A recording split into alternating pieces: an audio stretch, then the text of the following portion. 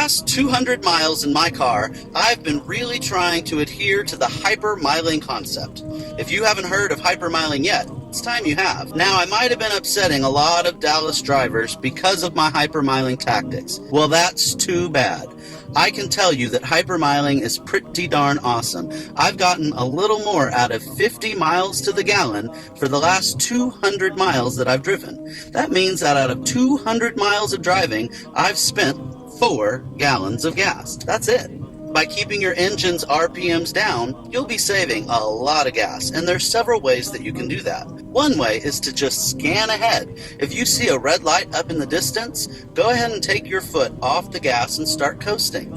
It's not like you need to rush up there to stop and wait, so just take your foot off the gas, just approach it slowly, and if you're lucky, that light will change to green before you've even stopped, and you can just nudge your gas again and keep going. Your inertia will help you save a lot of gas when you start going faster again. If you have to stop at the red light, unfortunately, you're going to have to burn more gas to get your car going back to that speed again. When climbing hills, take it slow. The slower you go, the lower your RPMs are and the greater your gas savings. But when you go downhill, be sure to use that to increase your momentum. Another way that you can hypermile is go really slow when you're starting your car. So anytime the light turns green, just nudge the gas gently. You don't have to floor it.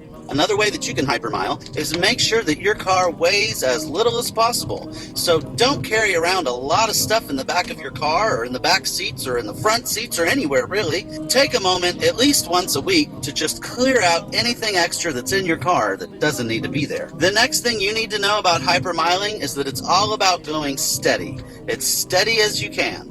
That means you don't want to floor the gas and then slam on the brakes, floor the gas, then slam on the brakes. Just basically keep it as even keel as possible. Another tip that hypermilers will tell you is to keep the AC turned off and the windows rolled down.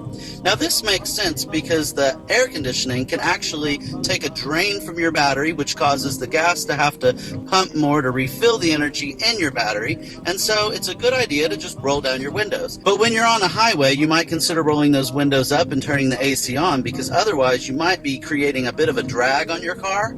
But you don't have to run the AC the whole time. You could turn it on and off as you get hot and cold. Unless you have a hybrid car that turns itself off when you're idling, be sure to turn your car off whenever you're sitting at a red light or in a drive-through window and you just aren't going anywhere.